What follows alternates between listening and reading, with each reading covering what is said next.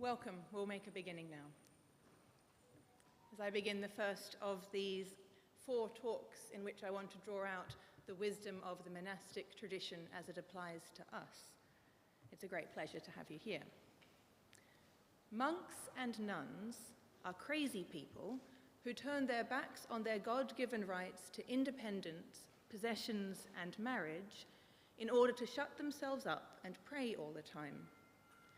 Monks and nuns are ordinary Christians leading ordinary Christian lives much in the same way that we are. Both of these things are true, and therefore it's worth our time to spend a bit of thought on what it is that monks and nuns are up to as they live this radical and yet ordinary version of the one Christian calling.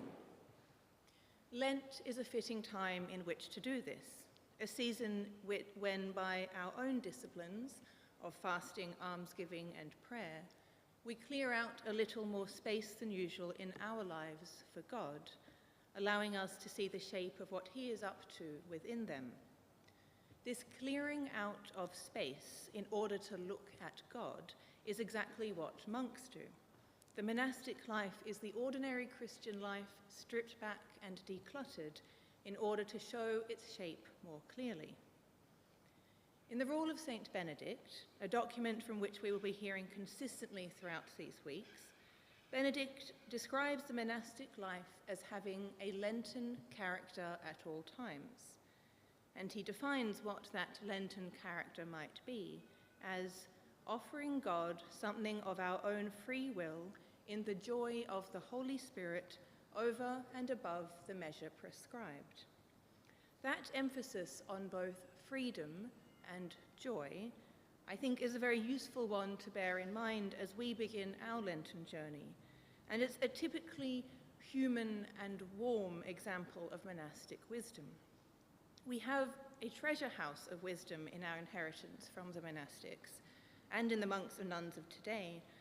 They are made available to us to support our own lives of faith and discipleship. So my hope for these talks is to draw out some of these treasures and to point you towards where these deep seams of wisdom might be further followed. Monks and nuns give us 2 things. On one hand, a current of theological and spiritual wisdom, and on the other, a set of concrete lived practices by which that wisdom can be given a place in our own lives as we search for closeness with God. These gifts are for the good of the Church. Let us discover them and the joy and freedom to which they point. As we move through these 4 sessions, I'd like to make a roughly historical procession through the ways in which Christians have found monastic life over the last 2,000-odd years, pausing at each stage to look at what truths underpin that particular articulation and what practices are used to draw closer to God, and therefore how we might draw down on them as people who do not live in monasteries, but are nonetheless beneficiaries of those who do. 4 weeks is, of course, not enough time to do justice to this question. There are whole libraries and institutions devoted to the study of monastic theology, history, spirituality, and practice.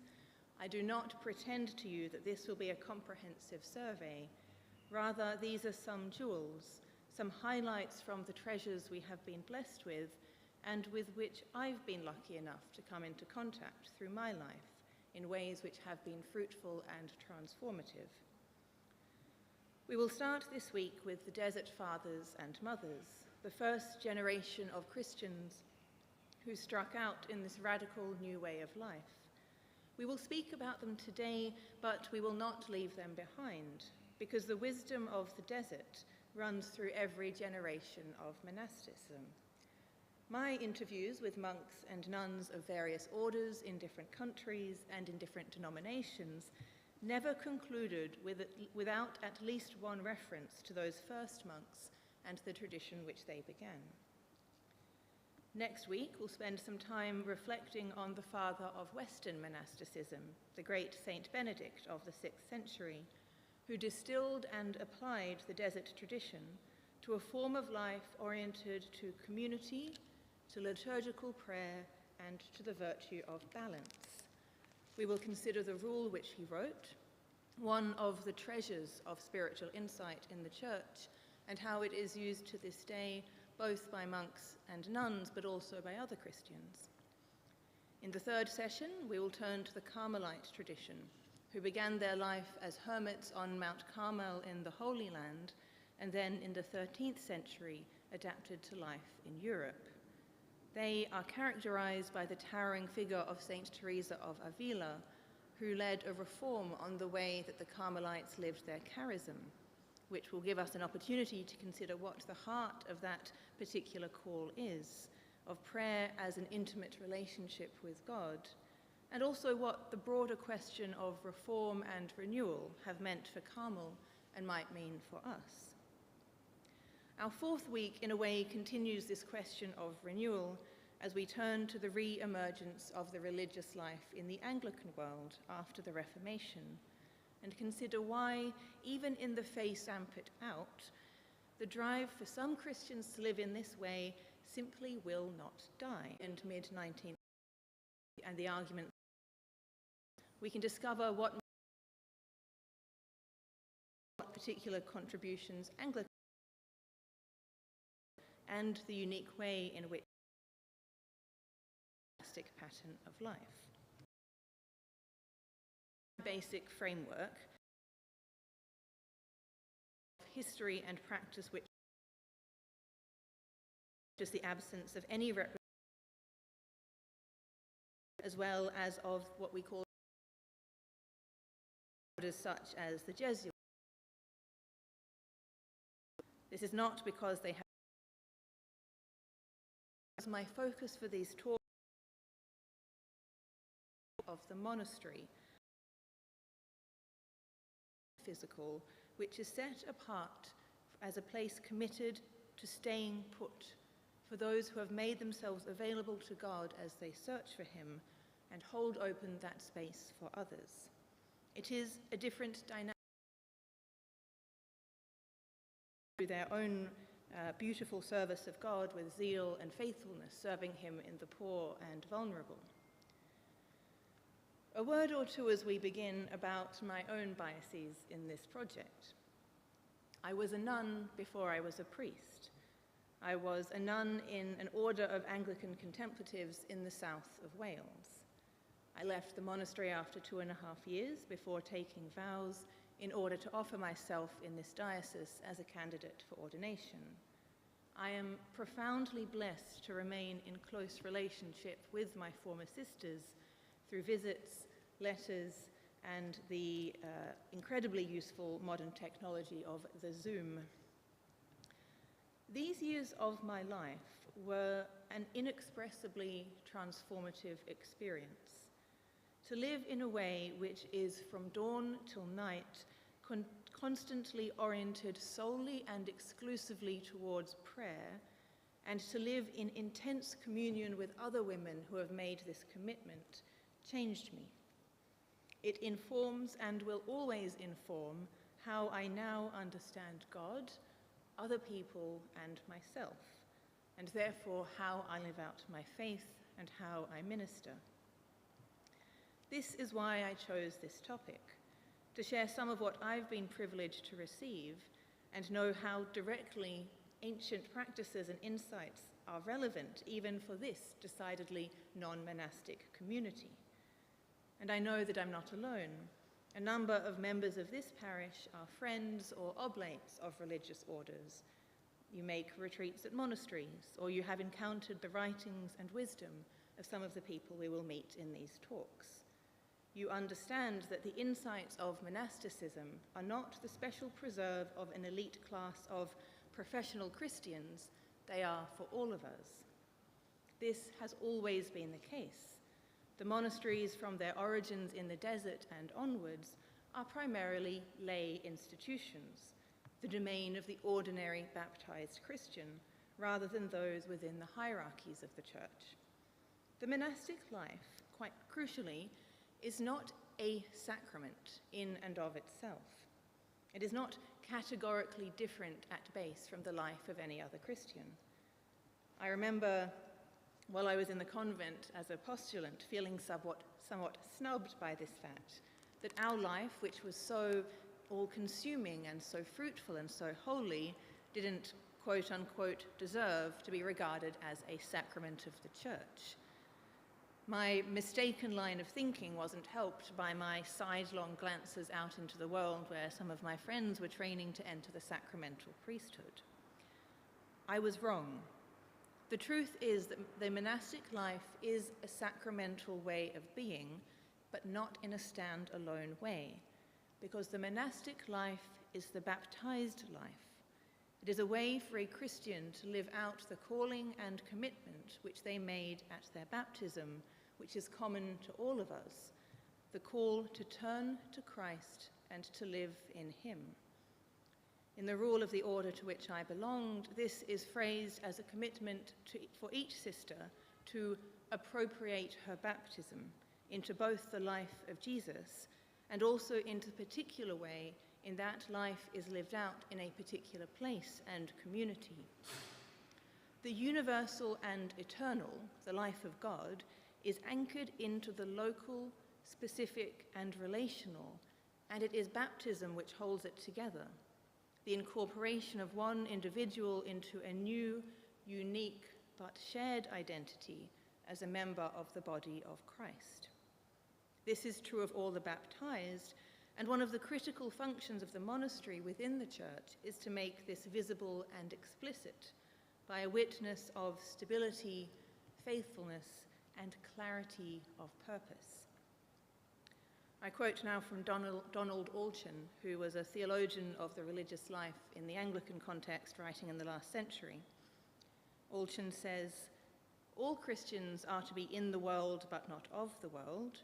Some Christians, by a visible withdrawal from some of the responsibilities and concerns of daily life, give an example to all Christians of freedom from exaggerated care and from conformity to the world, and thus reveal to the whole church something of its own true nature."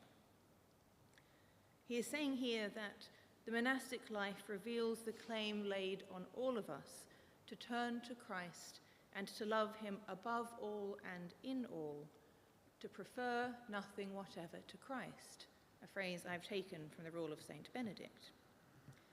And this is the central argument I'll be following throughout these talks, that monks and nuns allow us to see what the baptized life looks like, by the fact that their life clears a space in which to make it visible, by their withdrawal from other parts of ordinary, good human life, in order to allow every part of their way of living to be oriented directly in an unmediated way towards the search for God.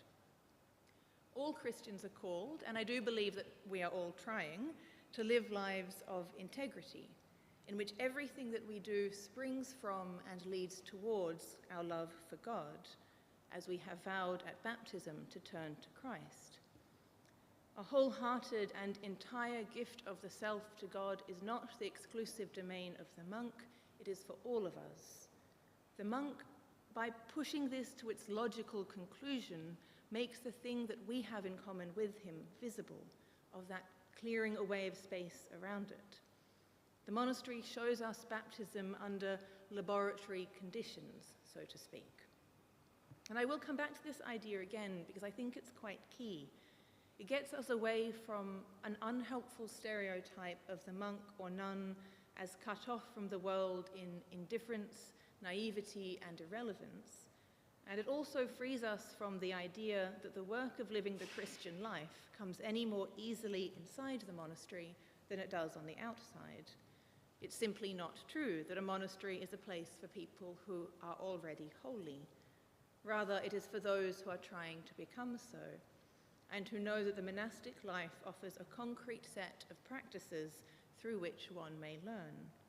St. Benedict calls the monastery, above all, a school for the Lord's service. So, to the desert, where this all began. The great height of the desert tradition was in the 4th, 5th, and 6th centuries, where men and women from Christian communities made the decision to withdraw from life in cities and towns and instead seek a simplified way of life in the desert, principally in Egypt, though as time went on also in Syria and further afield. The history is in itself fascinating, especially when considered in terms of how this choice relates to Emperor Constantine's Edict of Toleration in the year 303, making Christianity no longer a persecuted religion, and how this changed the experience of Christian communities in urban life. Christians were no longer at the same risk of state-sanctioned persecution and martyrdom as they had been, though they still had the memory of this reality. The desire within many Christians to make a concrete act of witness to Christ and to seek more and more unity with him, which is what the martyrs in their way had done, could be met by this radical change of life in the desert. Our focus, much as I want to follow that rabbit hole, is not on the historical circumstances which gave rise to the desert movement, but on the content of it, the wisdom and the way of life of these hermits, and what we might glean from them and apply to our own lives of faith. I want to say a word about what I think is the great driving engine in the desert, and I think it's eschatology, which animates the desire for this way of life, a life consisting of prayer, poverty, manual labor, repentance, sharing with others, and so on, these distinctive marks which will become characteristic of all monasteries. That engine being eschatological energy, the experience of an encounter with or understanding of the risen Jesus, which convinces a Christian that the world is ending. Not in the sense of predicting the apocalypse, but the world is ending in terms of its system of priorities when compared to the blinding, cataclysmic significance of the life, death, and resurrection of Christ. Something has happened and is happening and is impending, which is simply so important that all other concerns need to be parked, even concerns which are in and of themselves good. I mean here family, marriage, travel, maintaining one's place in the community, pursuing a career, and so on. Because eternity has broken into time in the life of Jesus. Heaven has started to throw through the dividing veil which has been torn, and for those who have glimpsed this, everything is different. Every part of life has to be reappraised in the newly revealed logic of the kingdom. Again, this is true of the whole church as an eschatological community. But one way of living out what it means to live at this point of contact between eternity and time is to do just what the Desert Fathers did, to say this demands our complete attention and to withdraw and live lives which have been simplified and quietened down to a point where they have space, both physical as well as metaphorical, to look and listen at the presence of God. The desert becomes, as it so often is in Scripture, as we heard even in the Gospel this morning, a place of stripping and testing, but also of unmediated encounter with God. As one of the fathers says, it is like the furnace of Babylon where the 3 children found the Son of God, and it is like the pillar of cloud where God spoke with Moses. The monk in this model is not someone fleeing from the corruption and filth he imagines to find in human society. He's someone who has seen that the world is ending, that eternity is crashing into earth, that the kingdom is dawning, and who says, like a person in love, I cannot tear my eyes away from this. I must stop everything else and pay complete attention. This energy, this great source of desire and power, is the theological pressure which funds and continues to fund the whole monastic project. A vision of it, of how it is beginning to be articulated, can be seen in the passage from 1 Corinthians that I've put in your handout, as Paul grapples with the mystery of how we live in a world which he says is passing away. in light of the impending crisis, starting to show this sense of urgency and also acknowledging the particular role of celibacy in the life of the monk in this shifted set of priorities as he stands at the edge of the world. So it's one thing to say, the world is ending, I need to sit still and look at the face of God, but what does that look like day to day as one wakes up each morning in the desert? It bears fruit in a way of life which is very interested in practices, in what we do, in prayer, silence, love for others, fasting, manual work, humility. There is a beautiful creative tension here that the only way that the monks can find to get a proper glimpse of the eternal and mysterious is to pay very serious attention to the minute-by-minute happenings in their own spheres, their words, their thoughts, the baskets they wove, the way they received guests, the way they respond to their brethren who trouble them. It is in the immediate that the eternal can be touched with the right disposition. We don't receive the teachings of the Desert Fathers as a complete systematic way of life. Their wisdom is recorded by their brethren and followers in short quotes or anecdotes known as sayings, often answers that the monks or nuns make in answer to specific situations or questions. So we see that even in the format of the desert writings, we are in the realm of the particular, the practical, and the relational, the application of eternal truths to the human scale situations in which we, like the monks, find ourselves. And to make your handout, I've collected a sample of about 20 of these sayings which I think have something to say. And I wanted to give you enough to have a sense of the tone and also the variety of what was being taught, and perhaps glimpse the underlying values. So I won't speak to each of them, but they are roughly organized by similar motives or energy funds, I think.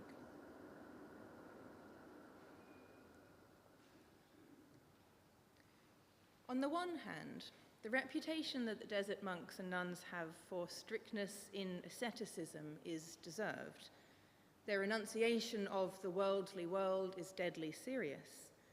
These monks know that just as they have a good, deep desire which orients them towards God, they are also beset by shallower, fleeting desires which would distract them from seeking what they truly want. Watchfulness of one's temptations and removal from situations which would pander to them is essential in the desert understanding of the search for God. As Abba Macarius succinctly puts it, the world is a place where they make you do stupid things. The worldly world is quick to cater to our distractions and our destructive impulses at the expense of our deeper longing for lasting joy and freedom. And this is where fasting comes in its various forms. It becomes crucial to sharpen the desire for God and the reminder to prioritize and focus on it, and to learn one's own ability to say no to a craving. In Abba Poeman's words, how can we acquire the fear of God when our belly is full of cheese and preserved foods? Quite. Silence is perhaps the most important strand in desert asceticism, and the teachings make constant mention of the importance of refraining from speech that is frivolous. Silence is described as a pilgrimage, as a sacrifice, as a place of honest encounter with God where we cannot hide behind our words, and as an ongoing effort. Like everything, it is to be learnt patiently. For example, it was said of Abba Agathon that for 3 years he lived with a stone in his mouth until he had learned to keep silence. And yet, having said all of that about asceticism, which is true and important, there is a warm and wise strain of teaching, warning over and over again against reliance on these outward visible practices. If you read the 7th saying in the handout, you'll find a story which I find absolutely charming, of a zealous, pious young monk who visits a community of brothers. And this novice, this young man, bristling with zeal for God, sees his hosts working to produce food. They're working in the garden, in the field, and he loftily quotes scripture at them and proclaims the superiority of reading and prayer over the physicality of farming and cooking and eating. And so he's put in a room with a book, because that's what he says he wants. And then mealtime comes, and he grows hungry and is astonished not to be brought any food. So he speaks to the abbot and hears his own pious words quoted back at him by this amused old man, who gently teaches him that words and prayers and ideas are actually not enough, that the holy life, because it is an entire life, also has to do with spending time together, with farming and cooking and eating and enjoying bodily reality. And this gentleness and balance and tenderness towards human nature is evident in numerous sayings, and I've just included a few for you. This view of humanity, this warmth towards humanity, is foundational to all monastic theology. These men and women built their lives around the idea that being human, being mortal and fallible, and having needs that are both spiritual and bodily, is a good thing, that being human is how we meet God. Self-knowledge becomes vital. They are always seeking to increase understanding of one's own silliness and weakness as a path towards ever more freedom, towards not being controlled by impulses or fears, but free to make decisions out of the love for God, which will benefit other people. Patience with oneself is critical. So listen to this exchange between one of the wise monks and someone who is seeking his help. A brother comes to see Poemen, and he says, "Abba, I have many thoughts, and they put me in danger." The old monk takes him outside and says, "Expand your chest, but do not breathe in." He says, "I can't do that." The old man says, "If you can't do that, no more can you prevent thoughts from arising, but you can resist them." And this story always strikes me as sounding like such a modern understanding of how the mind works, of the way in which impulses and temptations and distractions arise, but the freedom we always have to choose whether or not to engage with them.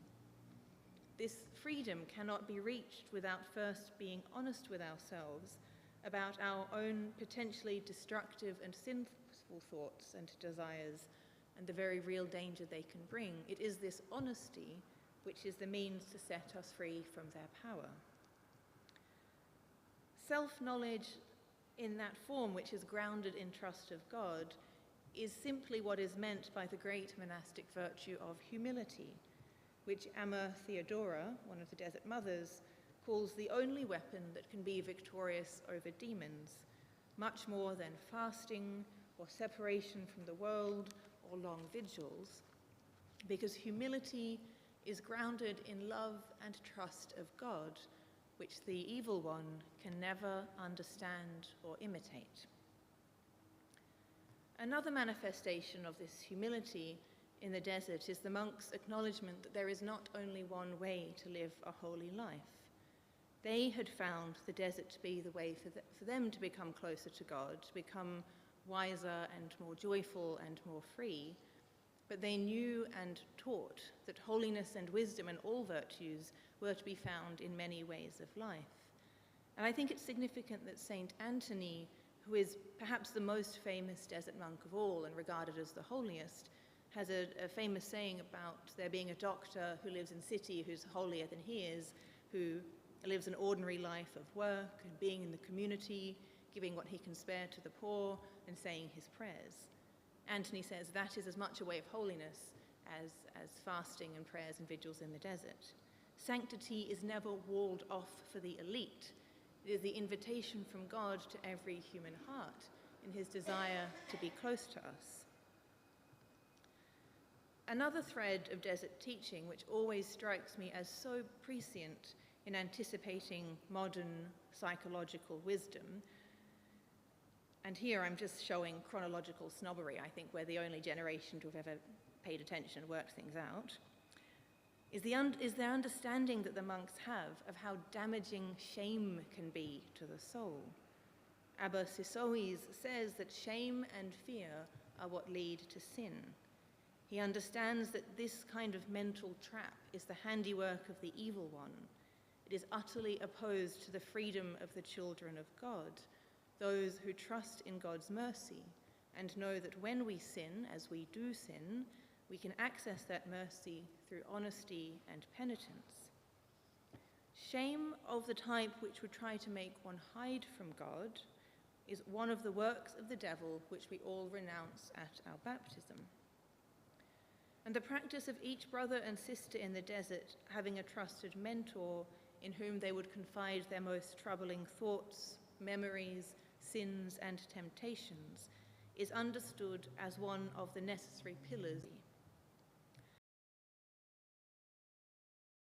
on one's own sin to a human face, to someone known and esteemed. We see here again how the monastic life puts into human scale the great essential truths of God. This is exactly what happens in this dynamic, to have someone beloved and trusted to whom a monk or a nun can say secret and shameful and frightening things, knowing that they will be met with compassion and forgiveness, is an experience of God's love mediated through human kindness. It is the eternal, omnipresent love of God made concrete and made accessible. The name which the Desert Fathers called this practice was the manifestation of thoughts, but it is very much the same thing as what we call the sacrament of confession. People not infrequently talk about monasteries as being places of heaven on earth, which rather cloys. This phrase can paint a sickly picture of pious people sweeping about, beatifically smiling, and never meeting any obstacles, which couldn't be more misleading. The desert monks are very clear that they are sinners who are learning and wrestling and blundering, but it is an experience of heaven on earth insofar as it's a place where one can experience being set free by love, which is what heaven is. So this practice of honesty and humility gives rise, in an ideal circumstance, to then refusing to judge anyone else. We start to see the possibility of creating a community of genuine mutual goodwill and collegiality. There are many stories in the Desert Sayings about a community of brothers being gathered in a solemn meeting and one monk being singled out as having sinned in a particularly egregious way, the group wanting to expel him, and then the response of the oldest and wisest and holiest monk present be to quietly stand up and leave the meeting and say, "I too am a sinner. If sinners are leaving, I must leave." We are all sinners, and the path towards holiness has a great deal to do with living graciously and generously. We have a gallop through the Desert Fathers and Mothers, Christians who have been so dazzled by their glimpse of the new creation brought about by the resurrection of Jesus, in which eternity crashes into the world, that they set out in the full fervor and madness of people in love to set out and reframe their lives in such a way as to pay complete attention to this dawning, their own responses of love, deep and sisters and brothers who are making of ever-deepening freedom and joy. When we meet again next week, we will turn to what happens next, as the same project is carried out in the Benedictine tradition from the 6th century until this day. If anyone feels that they must ask a question, I will try to answer it, but do not feel that you must make one up.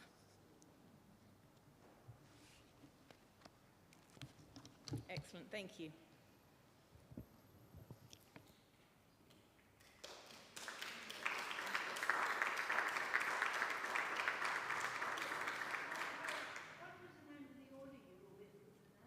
Eleanor has just asked which order I was in.